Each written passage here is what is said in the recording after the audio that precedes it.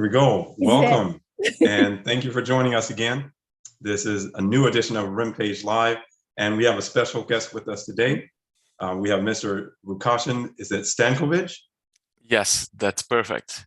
Perfect Thank you for pronunciation. joining us, Vukasin. How are you today? I'm awesome. Thank you for calling me. I'm happy to be here.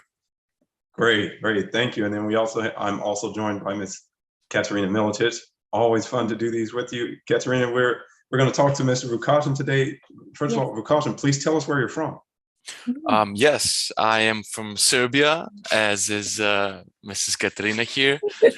I live in Serbia, in southern part of the country. I'm 25 years old, and my first love is basketball. Excellent. We want to talk about basketball. Oh, Yes. Katerina, if you want to take the first question, I want to allow you to do that. Ooh. 'Cause I have a lot I want to talk about here today. Thank you. Thank you so much.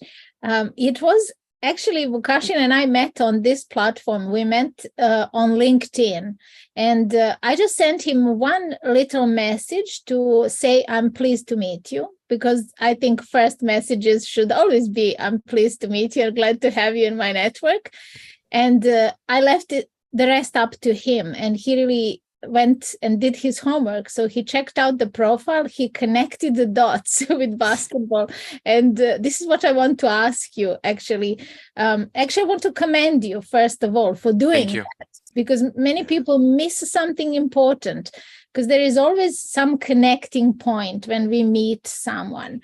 And you actually said that you watched some of our lives and that things resonated with you. And you wrote us that first letter, which really spoke to both of us. And we met you on a call and seen that you really are a visionary, much like us. Thank you. So, and then we allowed this friendship to develop between us, and we saw possibility to work deeper. But I want to take you back to that first moment. Do you always do that? Do you go and check who is sending you a connection request? Do you do your homework always? And Yes, in 90% of the times, I think that due diligence is very important in every part of your life. I actually learned that from my current employer. I want to thank him on that. So as I said, due diligence is very important, especially if it concerns and it touches something that you love, such as basketball. But What was your first impression of Rimpage when you started doing the research and stuff? And what was it that made you decide to reach out? The first thought that came into my mind was you maybe you won't believe, but it was humble. I think, basketball is a humble sport. It can be bloody, it can be aggressive, but all the players I know are very humble. And I think that basketball shapes you in a way to proceed through your life in a specific way.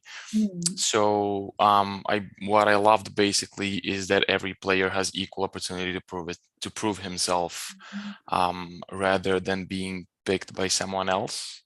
And it's, as you guys said, if you are saying that you're the best, if you want to prove that you're the best, come and just prove it, don't just keep saying that. So yes. Ooh. Challenge. It's a challenge. Do you like challenge? Yes. Yes. Yeah. I'd like for our audience to know your basketball story. Could you tell us how you were introduced to basketball, why you fell in love with it? I was introduced to basketball by my father. He was also a basketball player. And the first thing that he put in my hand that I remember was a small basketball, the plastic ones with small baskets. And he was taking me to both local, regional games. A couple times we went international, and also to Belgrade, watching Partizan, Crvena Zvezda, and etc. And just seeing those players out there, big, huge guys, just dunking and running around, being aggressive and being, when you love something and you just want to win, you see that special look in the player's eyes, something like Mamba mentality. I came across a Yeah. couple of guys actually, when he's preparing to play defense, you can see it in his eyes that he's not Yeah. going to let you pass. He's definitely not going to let you pass. And yeah, that's that that, as I said before, that challenge and that aggressiveness and also I said also humbleness is something that and friendships, of course. When I went to my first practice, I still keep in touch with those guys. It's just a wide variety of things that kept me going towards basketball throughout all my life. When did you know you wanted to do that seriously? I guess one thing to watch the guys and admire them, but when did you get the dream that this is something you wanted to do? Well, when it was actually, that's a good question. It was actually the first time I can say I was acknowledged by my coaches. That was the first time I thought, okay, maybe I can do something with this. And that was when I actually started being serious. I was at the point where I wasn't playing as much minutes as I thought I should. And like I had a very, if a game was 40 minutes, I played for like 5 or 6, and I was home often, crying and stressing out about it, asking myself why was that, and then maybe I thought, okay, maybe I'm not doing as much work as I should, and then I started going to my basketball practices, jumping for those balls, bleeding every day. And there was one moment that I will not forget. We had a basketball coach, Milan. He did one of the practices. He put a ball in the middle, and then he put a bunch of, 5 guys in one angle, 5 guys in the other, 5 guys in the third, and 5 guys in the fourth, and the ball in the middle. And everyone was racing to the ball, and whoever grabs the ball first. So, but every one of us had the same distance to the ball. Yeah. And whoever and every guy that catches the ball first was the winner. And no one was jumping to that ball. And then I started jumping, bleeding, keeping my bleeding my elbows, hitting my head, and etc. And then he said, I'll remember that forever. He said, now take a look at Vukasin's knees. And I was like bleeding from my knees to my socks. My white socks were like red. Yeah. And then he said he's going to play 35 minutes starting next game. And then I was like, starting 5, playing 35 minutes, just being aggressive on that ball and bleeding every game. So I think that's something that shaped me, in not just in a basketball way, but in in a man that I am today. Oh, that's serious. Yeah. Yes. That's serious. Yeah. Can you, Katerina, did you have a question? I love when I really love this point. Thank you, Patrick. When basketball players connect the game of life with the game of basketball, and I have seen this in quite a few players, and may I add that they all are serious performers, right? They're in the game to win the game, but they're also in life to get the best out of life. Of course. Right. Yes. So again, I just want to acknowledge that and say to people who are watching, even if you're not playing basketball or any sport, when you do something you love, you're also invested in your life in the biggest way, in the right way. Yes. So that was just a comment, not a question. But thanks, Patrick. Yes, you're welcome. What I see in that is an opportunity to connect effort with reward. You made a decision to be more aggressive, to do something the other players weren't doing. Maybe they were running to the ball and stopping to pick it up. You were running and diving for it to beat them. And then you see the reward that comes with that effort.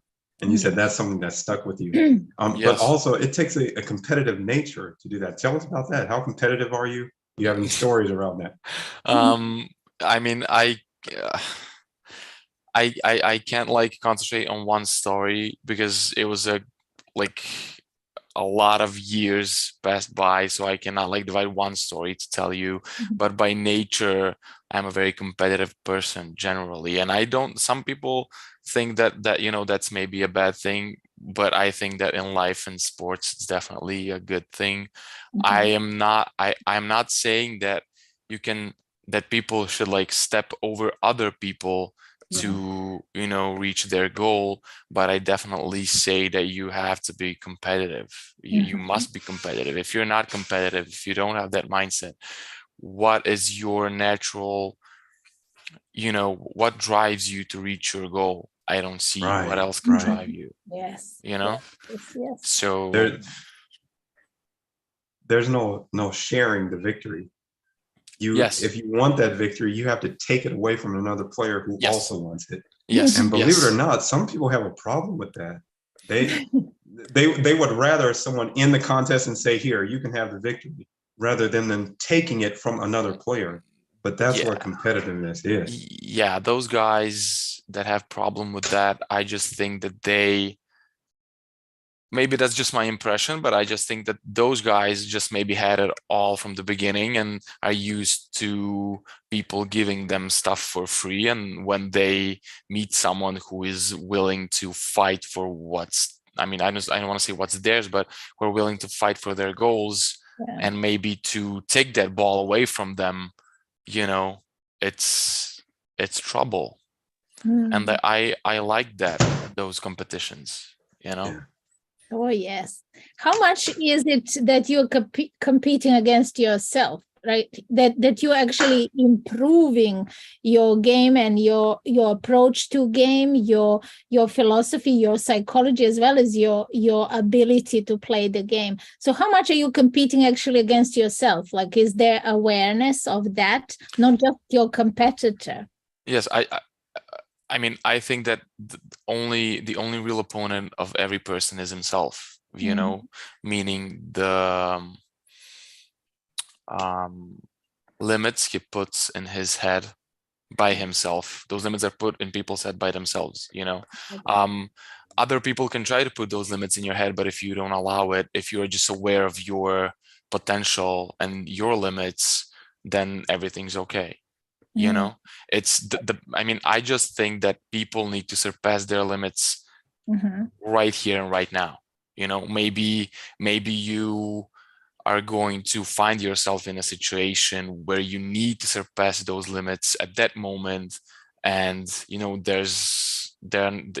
not going to have other moments to surpass them. So I think that people need to grab every opportunity they have to surpass their limits at that point. Mhm. Mhm. That's basketball wisdom there. Yes, yes, that was deep. Vukasin, when you were growing up and you were playing this game, was there a particular player who inspired you, maybe whose moves you emulated, or you mentioned Mamba mentality? Did you know much about Kobe Bryant then? Everyone Who's your knows favorite everything player? about Kobe. Everyone knows everything about Kobe. But actually, no, it was not Kobe. My favorite player was Kevin Durant, actually, but I just don't know why. Everyone says Ah, that, yeah, everyone says that I have a similar, or I had a similar, playing style as him. mhm. So I just started researching him and watching him, and I have his jerseys from Oklahoma Yeah. and yeah, from Golden State and from Brooklyn. He's in Phoenix Suns right now, right? Um, but yeah, that's regarding the NBA. Hmm. And regarding Europe, no, there wasn't like a player that I was looking. No. I don't know why, but no, I was actually, maybe it's going to sound funny, but I was actually looking up to a couple of um anime guys I've from heard that anime. before. I've heard Yes. that before from Uh, another NBA player. Tell us which really? anime characters. Yeah, Yeah. I think Sorry, go ahead, please. I think it's Zion. Zion's inspiration is Naruto. That's what I wanted to say. I mean, yeah, I grew up watching Naruto, and that was my first anime actually. And like, I have mangas, I have t-shirts, hoodies. It's Yeah. just, it's just a part of your life. Um, some people are saying it's a cartoon, but it's definitely Uh-huh. not a cartoon. People should, just take a look at animes and their stories and etc. to just acknowledge, to see that it's really not a cartoon and it's for grown people. And as I said, I grew up watching Naruto, and Okay. one of my favorite characters was Rock Lee. Uh-huh. He was actually born with neither ninjutsu or, but I'm just not a nerd. No, please go ahead. Please go ahead. Because let me say this real quick. You're the second basketball player who has found inspiration in Naruto. So there's something there. Yeah, there is. My son is crazy about Naruto. Oh, really? And I've Yeah, watched you it a should. few times. Yeah, And I cannot see it. Like every time really? Naruto fights, he makes clones of himself and they fail. And I'm waiting for the greatness of Naruto to come out, and I never see it. So yeah, maybe you can help me. Now, Rock Lee is pretty impressive, but please go on. Okay, so the first part of Naruto has like 220 episodes, of which like 30 or 40% are fillers, and like they don't have much connection with the main story. And the second part of Naruto is when he goes to train with his sensei for 3 years away from the village, and then he returns back, and that second part has 550 episodes. So like people, and when I said I grew up watching Naruto, I literally mean that, because it was streaming for a lot of years, because one episode per week, so we can see how many weeks. And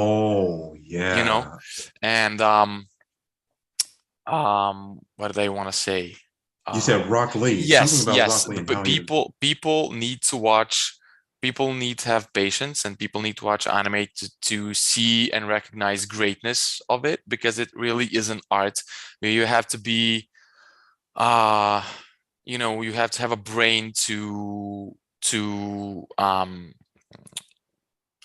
just create that story, and thousands of characters and thousands of individual stories per character, and it's but about Rock Lee, he was born without any ninjutsu or genjutsu abilities, so he's basically able to fight only with his bare fists. He cannot even create clones like Naruto can. So he was trying to prove that everyone can be equal, regardless of their maybe physical abilities or disabilities in his case. So he was training so hard, way harder than everyone else, just to prove his point, and as time passes, he proved it. So people really need to watch all 700 episodes to really see Rock Lee as Rock Lee, and he was always this kind and happy spirit. He was never depressed about it. He was mocked by other people in the village, about that, because ninjutsu, genjutsu, and those other ninja abilities are everything in that, anime verse, Naruto anime verse. So, Rock Lee was the real inspiration. Actually. Now you're making me want to see it. You really should. I'll tell you, that's the thing that hooked me with basketball. That's the reason I fell in love with that sport and martial arts as well. It's the idea that you can start out as a no one with no ability, but through continuous training, you can actually become a master of this thing. Yes. And surpass everyone. I love that. And so any story that has that element in it, that in the storyline, I Rock Lee is surpassing his limits in real time, right here and right now. So that's there's like one fight versus the character name is Gara of the Sand. I saw that fight. Oh, you did? I saw that. Oh, you did? I didn't see the end of it. I don't know how it ends. So I should say I saw parts of it. You really need to take a look at it. It's Rock Lee lost at the end, but the stuff that he did in that fight just to prove his point, those are really like, greatness. Wow, greatness. And I don't want to talk about animes releasing now, 2023, 2022, 2021. Also. Crazy animes, crazy animation, crazy stories, it's art. It really is. It Mhm. really is art. And a lot of people don't like it, which is okay. Yeah. But those people just don't want to give it a chance, I think. You Yeah. know, people should give anime a chance. Yeah.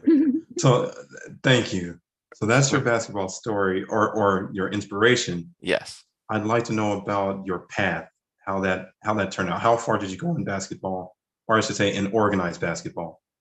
Yes. So, I started playing when I was 8 or 9 years old. I was in second grade. And after that, I very because I was always like tall, one of the taller kids. So I picked up the pace really quick in basketball. And I was really quickly chosen to be a part of like a selection from different kids from different clubs were selected to create that one group. And we created that one group. There I was not that guy there. I was not in starting five. I was not the sixth man. I was not the seventh man. I was just I was a little chubby and I was not fast. I just had long hands and I was maybe stronger than other kids Mhm. because I was chubby. Yeah. But that was actually pretty slow progress for me. And at the point where when I actually started bleeding on the court, then pretty quickly, I'm sorry, I'm jumping from Uh-huh. point to point, but I think that I just didn't have enough confidence in myself, all up to the point where I started bleeding and that on the court, and then my confidence just skyrocketed. It just skyrocketed for some point, for some reason. Maybe it was just because my coach commended me. Maybe it's because I felt like real physical pain for the first time Yeah.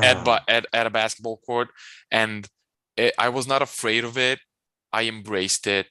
Actually, my sister played a big role in that because she was a professional kickboxer. She embraced pain, and I watched her like coming home bleeding like every day, and I just thought, wow, why I cannot do this? Why, Yeah.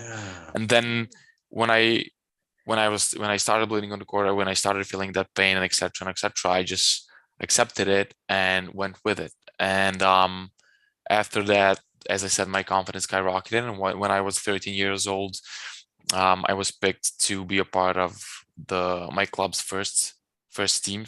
I was going to practice with seniors, so I was like 13 years old. They were 20, 21 and above, all the way to 35. And that's actually the point where I met all other older players, and big thanks to them, because one or two of them are still a very big part of my life. And they were like brothers or older brothers to me. For example, I mean, they were just driving me to the gym, driving me back, giving me advice, you know, just training with me, going to the gym with me, teaching me other stuff, not just basketball related, but also life related. And that was very, very, very helpful. They were also very strict with me on the court, and they were not a lot. They are not, they were not going easy physically on me. That they were not easy physically at all. So that helped me also to gain muscle and strength on the court. It's different. Gym strength and basketball strength is different, I think. Oh, yeah. Yeah. Yeah, really, really different. And actually, first game I played for them was when I was 15 or 16 years old. But before that, I totally forgot. We went to like a tournament in Matarushka Banja, and we were Partizan. There were Partizan, Zvezda, Tavis Leskovac, us, other clubs from all around Serbia, and we were fourth, I think on that tournament, and nobody expected it. Like nobody expected it. And my first game for the senior team was when I was 15 or 16. I was scared, very, very scared, like very scared. I played for like 4 minutes or 5 minutes or something like that, but I scored 8 points. And I will not like never, I'm never going to forget that. I still have some pictures because my family was there. My first senior basketball game. I'm 15 years old. My family was there taking pictures, whatnot, and etc. And I scored 8 points. And then what happened?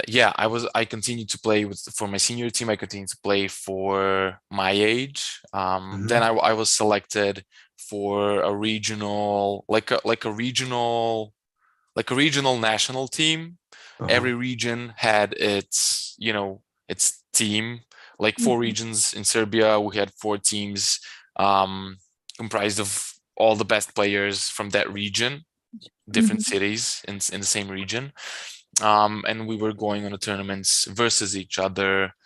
And then at some point I was selected at not a starter 5 from all 4 regions, but second 5 from all 4 regions, because there was first starting 5 from all 4 regions, and then a second best 5 players from all regions. So basically in first 10 players from all 4 regions. Yes, and soon after that, like when I was 18 or 19, I hurt my back. And then I was, just locked to the bed for like 6 months or so. And and after that, I turned like 19, 20, and it was just very, very hard to return from that injury, meaning explosiveness, physical strength, agility, shooting ability, jumping ability, like everything, it was very, very hard. So then I played for a couple of more years, and after that I decided to focus on work, on college, on just other stuff, different stuff. But I still play basketball once a week. When it's summer, we play 2 or 3 times a week, 2 times outside, 1 time in the gym. And I try to stay healthy, lifting weights, eating healthy, just having that healthy mindset, but basketball is still a part of my life. Cool. Katerina, did you have a question? Yes, I wanted to ask you, obviously, now a lot about Rimpage, what Rimpage has to offer basketball players around the world. What do you see? What is the opportunity inside Rimpage that excites you the most? Is it possibility of actually being a player and competing, or is it other possibilities? Because we know there are so many more layers as to how one can fulfill their dream with Rimpage. Yes. I'm a very competitive person. So I just want to know where I stand, versus other people. And the best thing actually is a possibility to find the best player there is in the whole wide world. Wouldn't that be fun? Yes. Part of that story. Absolutely. Yes. And undisputed. Yes. The person we give that trophy to has beaten everyone who beat everyone. Yes, it's very simple. It's very simple for me. You can imagine that guy who is the best player in the world, how athletic he is, what abilities he has, what was his life like, what he went through, that story needs to be heard. Yes. Absolutely. Wow. That's actually the thing that excites me the most. Great point. It doesn't, I mean, it's definitely not going to be me. Maybe it's not going to be someone from my circle. Maybe it's not going to be someone from maybe it's going to be someone from Nigeria. Yeah. You know what I'm talking about. So that's the thing that excites me the most, actually. And everything about basketball excites me. And, hopefully I can become a player also. I can see where I stand versus different people. And there it is, the competitive. Yes, Yeah. yes, yes. Oh, yeah. Yes. Oh, Yeah. by the way, which reminds me. So we're going on tour. We're taking some Rimpage athletes on tour around the 15 cities in the Dallas-Fort Worth area here. And what I explained earlier is once Rimpage starts to grow, we're going to make that an incentive for our top athletes. We're going to take them on tours internationally. So we're coming to Serbia with a handful of Rimpage players. Yes. And as I said earlier, I'm going to collect my top guys to play versus your top guys. There we go. And then you said something else. I think you said slaughter. Was that the word? Slaughter or massacre? It was Massacre. Massacre. Yes, it's going to be a massacre. Yeah. Please tell Definitely. us who's going to get massacred.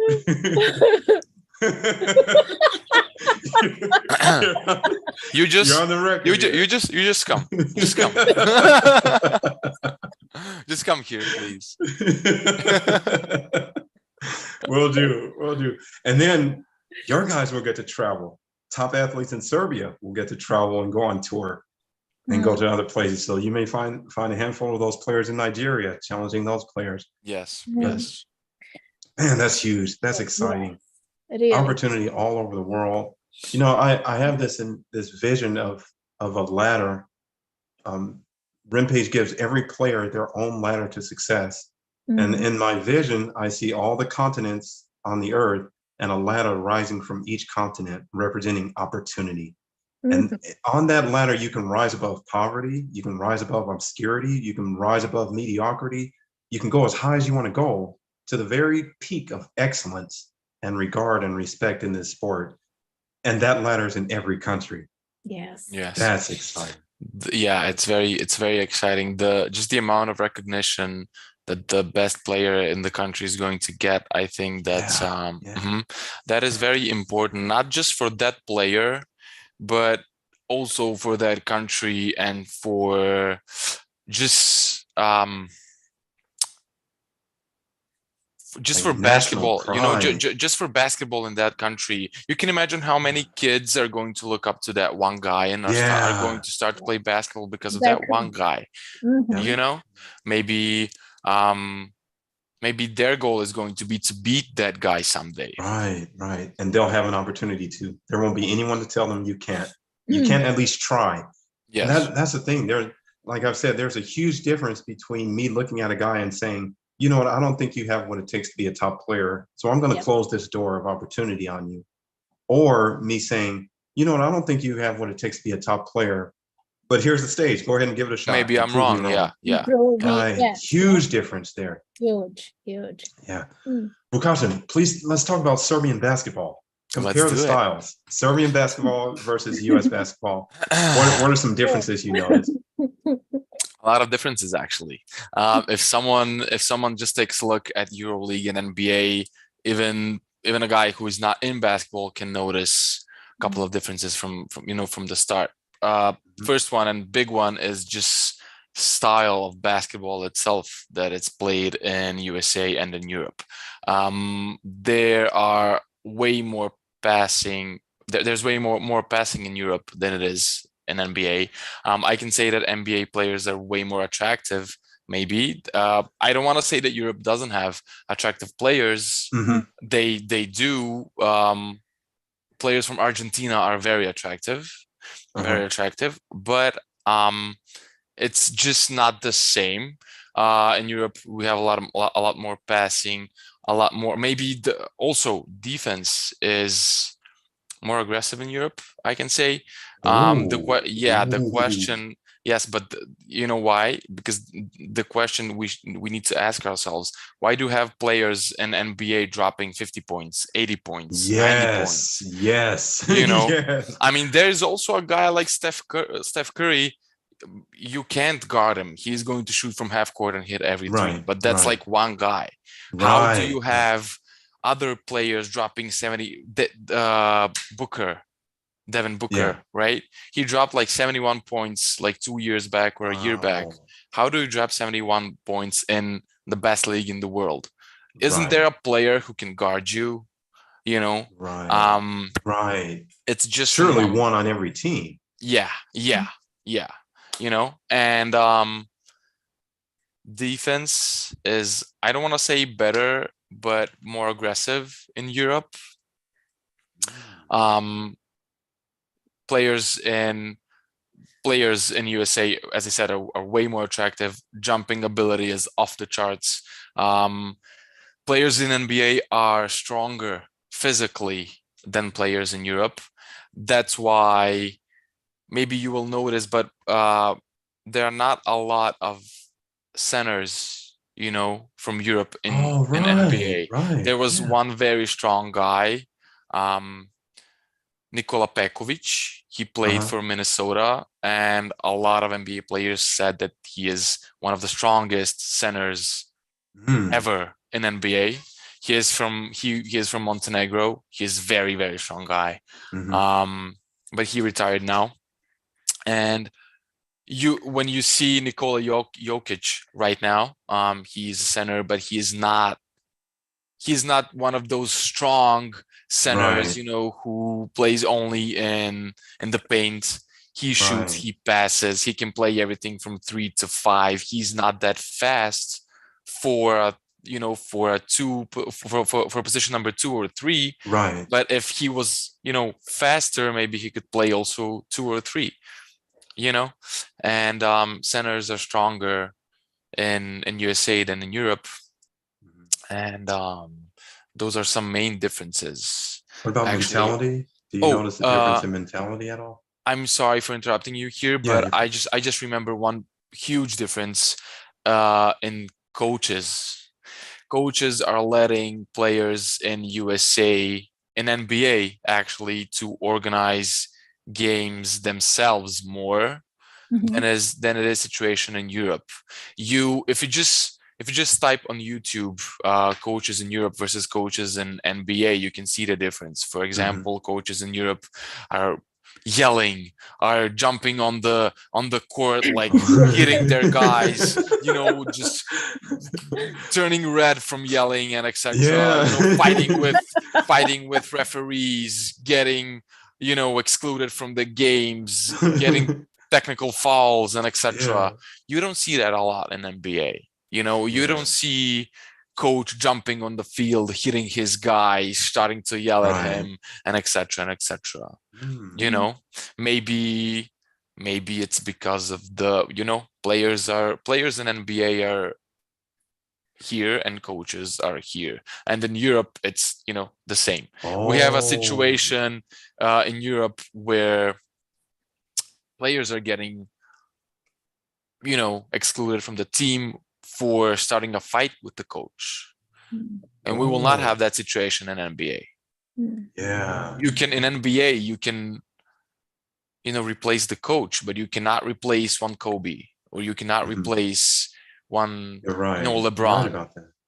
You know, so right about that. Yeah. Do you think players in Europe maybe lose a little bit of respect for American players because of the lack of desire to play aggressive defense? No, I don't think that's the situation. You also, I mean, you have a lot of players from Europe coming to NBA, and just dropping, you know, like 70 points.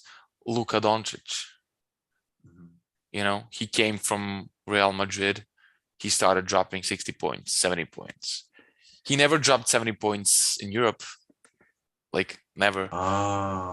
You know, but regardless, NBA is the best league in the world.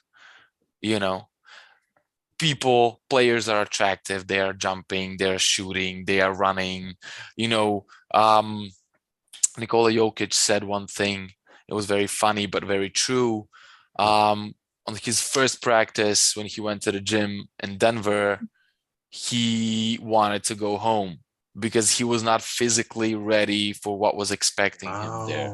He wanted to go home, you know, so he had to adapt to that style. It's also very hard for NBA players to go to Europe, you know, from NBA to Europe, just because of those different styles. If the NBA player goes to Europe and just starting doing everything himself, he's going to get excluded from the game. He's going to get replaced. Yeah. You know, but just to return to your question, no. Yeah, a player's dream of getting, you know, into the NBA, and you didn't see any player from Europe who declined offer to get an NBA. Right, that's true. No one, literally no one. So I don't think that's the situation. You know, players from Europe losing respect towards players to NBA because of because of defense. No, everyone loves to score, you know, but not everyone loves to play defense. Right. Katerina, did you have a comment there? No. Okay. One of the differences that you said almost immediately at the beginning of this was basketball is humble. I don't think we have that view of it here. So will you please explain that a little more? Well, maybe I don't have the right words actually right now to explain it. But at least here, you know how, for example, you see soccer play. I'm gonna give the best example I can think about right now. Okay. I can think of right now. You know how you see, I don't know if you follow soccer, Premier League and etc. You know how often in newspapers you can see soccer players going out, drinking, not being sportsmen, just doing some stuff that is not connected to the world they live in, not connected to the sport they live. You will never see a basketball player in Europe not being humble about his life, about his family, about his friends. You will never see him going out drinking, partying like hell, maybe starting a fight, maybe basketball players in Europe just let they just live basketball. They are humble. They are humble people. Basketball makes you humble. Basketball teaches you stuff. You know, you have five people. You have 5 people on basketball court. It's you need to read their mind. On soccer court, you have 11 people. How are you going to connect with all 11 people? It's not possible. And everyone sharing the same love. Basketball, just teaches you how to be humble in life generally. Like that. Yeah, that's commendable. Yes. That we have players here that sort of have that mentality, but it's certainly not the culture. Yes. Let's just take Allen Iverson, for example. Yeah. What he did. It's not good. It's not good. But you don't have those situations in Europe. I don't want to say that maybe we had them, but they were never caught. I don't know about any player that had that situation here in Europe. Oh, I'm lying. I remember one guy, the guy that we just spoke about, Nikola Pekovic. He had that situation, but he was in NBA when he had it. He earned a lot of money, and he, comes back to Serbia and just spends it all. $10,000 on one night in clubs, on girls, on drinks, everything. It was all over the news. Let me ask you a question. Which do you think would be more appealing to a player in Serbia? An opportunity to represent Serbia in the Lions tournament and compete against the national champions of all the other countries on Earth, or the opportunity to be in the starting 5 of an NBA team in the final series. He wins the Lions tournament. He gets to raise Serbia's flag and be acknowledged as the best player on the earth. Or he wins the NBA finals. Maybe he gets MVP. Maybe he gets that trophy. I don't want to say with certainty. It just depends on the individual himself. We have a lot of people that are patriotic, a lot, and those numbers are growing right now. But also we have people that are just not, they don't care about that. Mm-hmm. If you ask me, I want to say that there are more people, more guys that would be much more satisfied with waving the national flag here. I mean, at the Lions tournament. Yeah. Oh yes. That's an honor, waving the national flag anywhere. It doesn't have to be it's an honor waving a national flag when you go into a different country and you put your national flag on your backpack and everyone knows that you're from Serbia. Absolutely. And not to mention waving your flag in front of other people, winning a tournament and getting that recognition. You're not representing just yourself, you're representing all people from your country, all those kids who are playing basketball, their parents, those schools, your parents, your family. Everyone can see how humble you are. What I wanted to say about our previous topic is when you show how humble you are, when you show what person you are, you are also representing your family, aren't you? Absolutely. Yes, So absolutely. that is very important. When you're playing basketball, and when you're playing one-on-one, versus someone else, you can maybe know what kind of person that guy is. If he just lets you pass by him, finish scoring, you can say that he is not a competitive guy, maybe doesn't care about stuff in his life, doesn't want to compete, but when you see a guy who is looking at you with his killer eyes, you can say that he's a guy that's competing in life also, not just on the court. So you can transfer that from basketball court to life.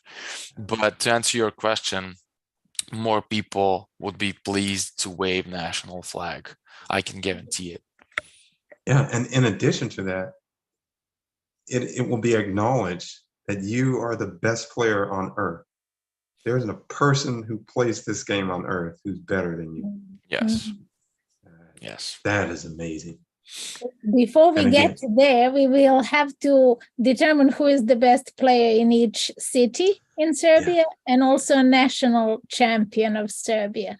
Yes. So my question is, are you going to be there when we find out who is the best player, undisputed best player, because he will have earned his place, best player in Serbia? And maybe, are you going to be in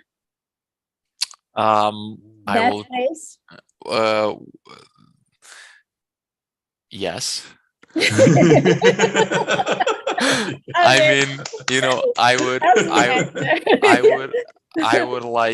I would love to give that guy a hard time becoming the best player in Serbia.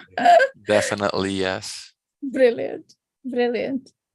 We could just carry on this conversation. Do you have your last question, Patrick? I do have my last question. The path to professional basketball, becoming a professional basketball player in the United States might start with a child who's maybe 9 years old, 8 years old, maybe around that age, and they join a team that has been formed by a local community or a league in their city. And then when they get into middle school, maybe they're 12, 11, 13 years old, then they'll play for their school. Their school has a team. And then they go to high school and the high school has a team. And that's when things start getting serious with the high school.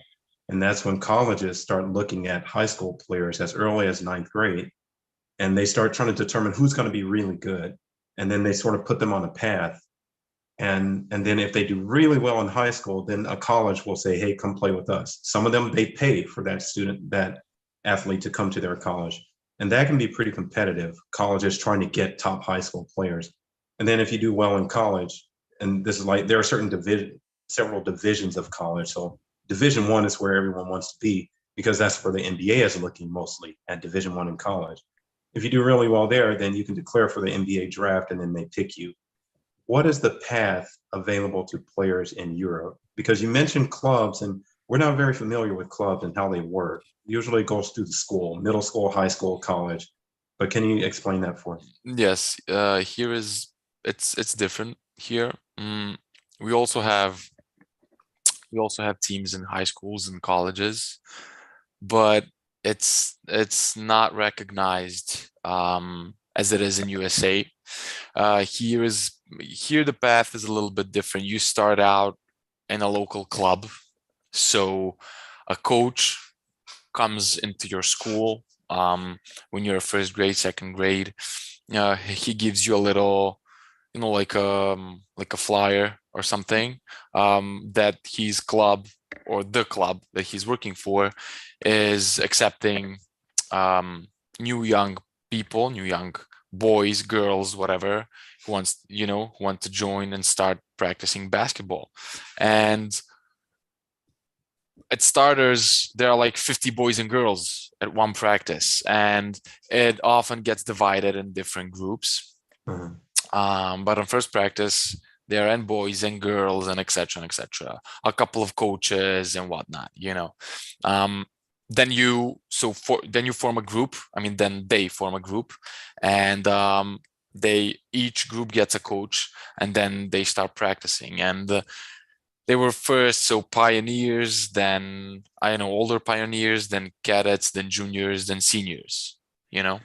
And every club has their own cadets, juniors, seniors. Yeah. Zvezda, Partizan also have their senior teams who are playing currently in EuroLeague, and have their juniors, cadets, pioneers, and etc. Yeah. There are players, boys, who start out in Partizan or Zvezda, for example, and then they fight their way up to senior team.